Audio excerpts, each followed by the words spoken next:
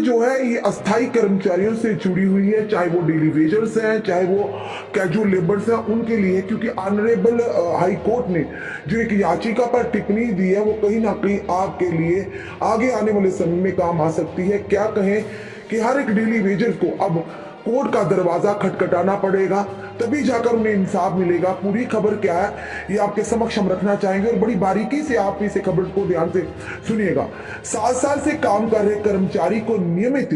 करने से यानी कि रेगुलराइज करने से कोई नहीं इनकार कर सकता, कोई डिनाई नहीं कर सकता। ये ऑनरेबल कोर्ट ने एक याचिका पर टिप्पणी करते हुए, ये सुनवाई करते हुए बताया है ऑनरेबल हाई कोर्ट ने कि कोई भी अगर व्यक्ति 7 साल से किसी भी विभाग में बिना ब्रेक के यानी कोई भी ब्रेक के बिना लगातार कंटिन्यूसली काम कर रहा है तो उसे रेगुलर करने के लिए कोई भी डिनाई नहीं कर सकता। एक याचिका पर सुनवाई करते हुए टिप्पणी देते हुए ऑनरेबल हाई कोर्ट ने कहा है। और बताना चाहेंगे ये क्यों कहा है कि एक 4th क्लास जो एम्प्लॉई है यूनिवर्सिटी का, विश्वविद्यालय का, जो कि सिक्योरिटी गार्ड का काम करते हैं, उन्हें उनकी जो अवधि थी 7 साल की 2004 में पूरी हो गई थी।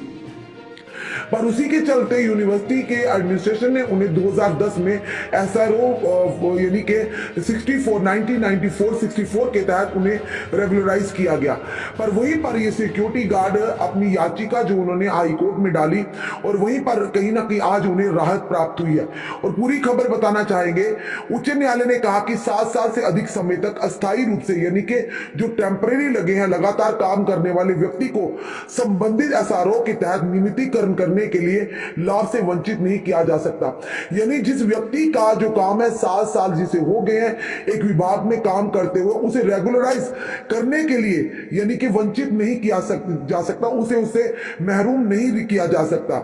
न्यायमूर्ति संजीव कुमार ने विश्वविद्यालय के कर्मचारी की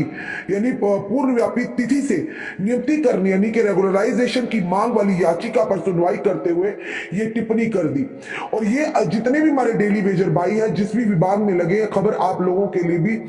यानी कि अच्छी खबर है और आप भी इसका यानी इसी प्लेटफॉर्म को अपनाकर अपना अधिकार ले सकते हैं। बताना चाहेंगे एक याचिकाकर्ता ने जो 4th क्लास के एम्प्लॉई है, सिक्योरिटी गार्ड का काम करते हैं, वो यूनिवर्सिटी में उन्होंने यानी कि उनकी जो सेवाएं थी वो 2004 में जो सेवाएं उनकी समाप्त हो गई थी।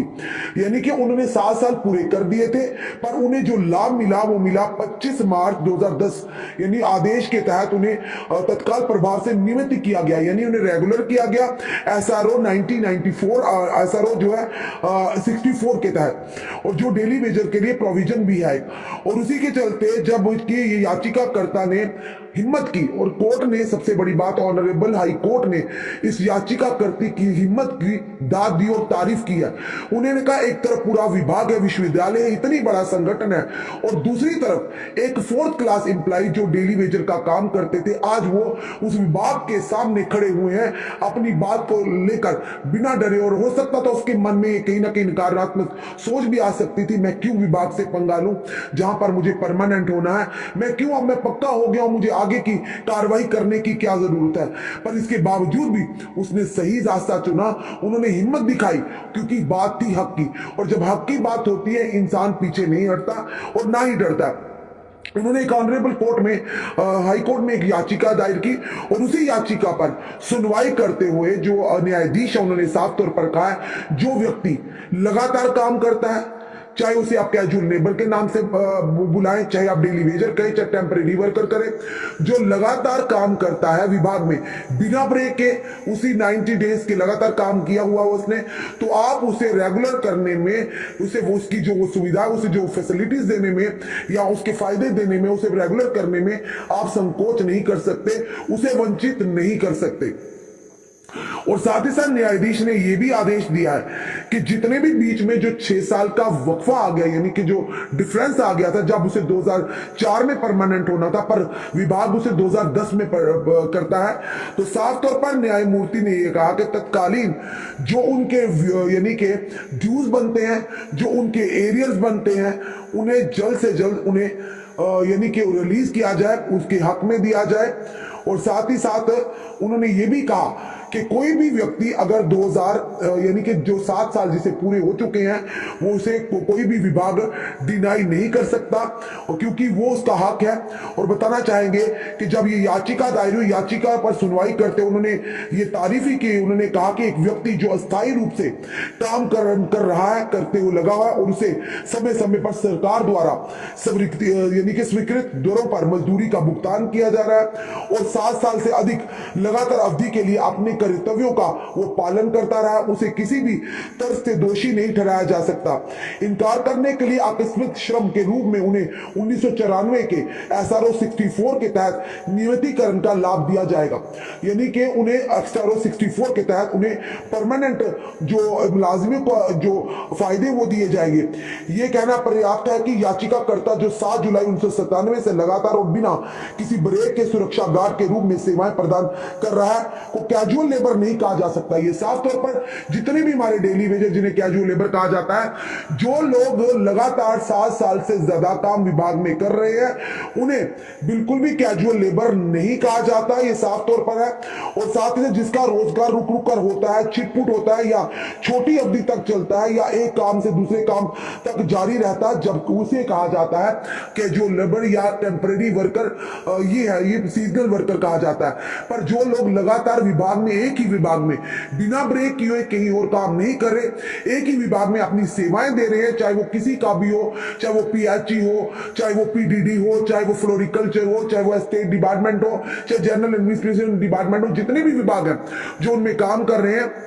जिन्हें कैजुअल लेबर का तमगा दिया जाता है, नाम दिया जाता है, उन्होंने कहा कि अगर बिना ब्रेक के वो काम कर रहे हैं तो वो कैजुअल लेबर नहीं है। कैजुअल लेबर वो होते हैं, उन्हें कहा जाता है जो छिटपुट काम करते हैं, कभी आज यहाँ काम मिला, कभी कहाँ दूसरी जगह काम मिला, उन्हें कहा जाता है। और साथ ही साथ उन्होंने साफ तौर पर यह आदेश दिया है कि इन्होंने कहा कि आमतौर पर कार्रवाई के कारण के इतने वर्षों के बाद सेवा लाभ की मांग करने वाली रिट याचिका पर रिट कोर्ट द्वारा विचार नहीं किया जाता है। पर उन्होंने साफ तौर पर कहा, उन्होंने कहा कि हालांकि इस मामले में विशिष्ट तथ्यों और परिस्थितियों को ध्यान में रखते हुए मेरी सुविचारित राय है कि इस याचिका में याचिकाकर्ता द्वारा मांगी गई राहत देने में देरी और कमियां इस न्यायालय को रास्ते में नहीं आएंगी। न्यायमूर्ति ने साफ तौर पर कहा, और कितनी बड़ी बात कह दी ऑनरेबल हाई कोर्ट ने कि जो व्यक्ति ने इतनी हिम्मत करके अपनी इस याचिका को रखा और अपने हक की सही हक की मांग की है, और याचिका इसके रास्ते में नहीं आएगी, यानी कि इन्हें हक देने के रास्ते में कोई भी बाधा नहीं डालेगी। साथ ही साथ अदालत ने यह भी कहा कि जितने भी उनकी जो यानी कि ड्यूज बनते हैं, जितने भी जब से 2004 से परमानेंट हुए, 2005 से लेकर 2010 तक जो भी उनके एरियर्स बनते हैं, जो उनका बकाया बनता है, तत्कालीन उन्होंने कहा कि तत्कालीन इस व्यक्ति को दिया जाए। और साथ ही साथ ये भी कहा कि ऐसे मामलों में जहां एक छोटा दैनिक मजदूर जिसे लंबी सेवाएं देने के बाद सुरक्षा गार्ड के रूप में उन्हें रेगुलराइज किया गया है, वो एक विश्वविद्यालय, एक शक्तिशाली विधानिक निकाय के खिलाफ खड़ा जाता है। ये विश्वविद्यालय है जिसमें सभी सौदेबाजी की शक्ति है, जो एक प्रमुख स्थिति में होगी। उन्होंने साफ तौर पर उस व्यक्ति की तारीफ भी की है। उन्होंने कहा कि एक छोटा सा सिक्योरिटी गार्ड जो लंबे समय से अपनी सेवाएं दे रहा है, और एक विश्वविद्यालय, एक शक्तिशाली विधानिक निकाय के खिलाफ अपने हक के लिए खड़ा हुआ है। और वाकई ये कहेंगे कि ऑनरेबल कोर्ट का जो ये यानी कि फैसला आया है, कहीं ना कहीं उन लोगों के लिए भी है जो कहीं ये सोचते हैं कि ये डेली वेजर लगे हैं और ये यानी कि ये कैजुअल लेबर लगे हैं, ये आज नहीं तो कल इन्हें निकाल दिया जाएगा। फिलहाल ये ऑनरेबल कोर्ट का जो उन्होंने आदेश दिए हैं, उन्हें साफ तौर पर कहा है कि साथ ही साथ ये भी कहा न्यायमूर्ति कुमार ने इसकी याचिका स्वीकार करते हुए ने 2019-20 से सुरक्षा गार्ड के रूप में रेगुलराइज करने का हकदार तो ठहराया। 1 अप्रैल 2005 से वेतन के बकाया सहित सभी परिणामी लाभों के साथ 1 अप्रैल 2005 से वर्ष 2010 के उनके वास्तविक नियमितीकरण का तक का सारा बकाया देने का भी यानी उन्होंने आह्वान किया। और ये टिप्पणी की है कि जितना भी उनका बकाया बनता है 2005 से 2010 तक एज ए रेगुलर पॉलिसी के तहत उन्हें वो सारा दिया जाए। फिलहाल ये जरूर कहेंगे उस व्यक्ति की जीत हुई है। अगर वो व्यक्ति कोर्ट में ना जाते, ऑनरेबल कोर्ट तक अपनी याचिका नहीं डालते, तो शायद आज वो 2010 के लाभ को लेकर आगे अपनी ड्यूटी जो रिज्यूम करते और अपना गुजर बसर चलाते। पर उन्होंने कहा कि नहीं, जो उनका वास्तविक में जो उनका हकदार था कि 2004 के बाद जो 2000 यानी कि 7 साल उन्हें हो गए पूरे, और SRO 94 यानी कि SRO 64 94 के तहत उन्हें रेगुलर होना था, जो उन्हें करना था 2004 में, पर किया गया कहा 2010 में। यानी इतने साल का गैप था, इतने साल का उन्हें जब उन्होंने ये सारी चीजें सोची एक 4th क्लास एम्प्लॉय ने, और उन्होंने हिम्मत की इतने बड़े शक्तिशाली विश्वविद्यालय के सामने खड़े होने की, और उन्होंने कहा कि याचिका डाली ऑनरेबल कोर्ट में, और कहीं ना कहीं आज ये जरूर कहेंगे उस कोर्ट ने उन्हें इंसाफ दिया है, और कोर्ट ने उनकी सराहना, हिम्मत की सराहना भी की है। जहां पर बड़े बड़े लोग, दिग्गज लोग पीछे हट जाते हैं, कितने बड़े संस्थान के सामने, इतनी बड़े विश्वविद्यालय के सामने एक छोटा सा मुलाजिम क्या याचिका दायर करेगा। पर कहते ना, nobody is above the law, कानून से बढ़कर कोई नहीं है। अपनी उम्मीद मत खोइए, अल्टीमेटली उस व्यक्ति को जो 4th क्लास एम्प्लॉय थे, जो गार्ड का, सिक्योरिटी गार्ड का यूनिवर्सिटी में काम कर रहे थे, अगर वो हिम्मत ना दिखाते तो आज जो जितने भी उन्हें फायदे जो अपने मिल रहे हैं, जो 6 साल का उनका एरियर है जो पेंडिंग है, वो सारा उन्हें मिल रहा है, कहीं ना कहीं उनकी हिम्मत की वजह से मिल रहा है। तो आप लोग जितने भी डेली वेजर देख रहे हैं, आप हिम्मत मत हारिए, आज नहीं तो कल आपके भी हक का हनन नहीं होगा, आपको भी अब आपका अधिकार मिलेगा। क्योंकि साफ तौर पर ऑनरेबल हाई कोर्ट ने ये साफ तौर पर कहा कि जो व्यक्ति बिना ब्रेक के, बिना कहीं आगे पीछे जाए हुए एक ही विभाग में लगातार 7 साल से काम कर रहा है, उसे रेगुलर पार्टी देने के लिए ना ही डिनाई किया जा सकता है, ना ही इससे इनकार किया जा सकता है। उसे वो सारी यानी जो परमानेंट एम्प्लॉय को सुविधाएं मिलनी है वो उसे मिलेंगी, और SRO 64 के तहत वो रेगुलर होने का हकदार भी है।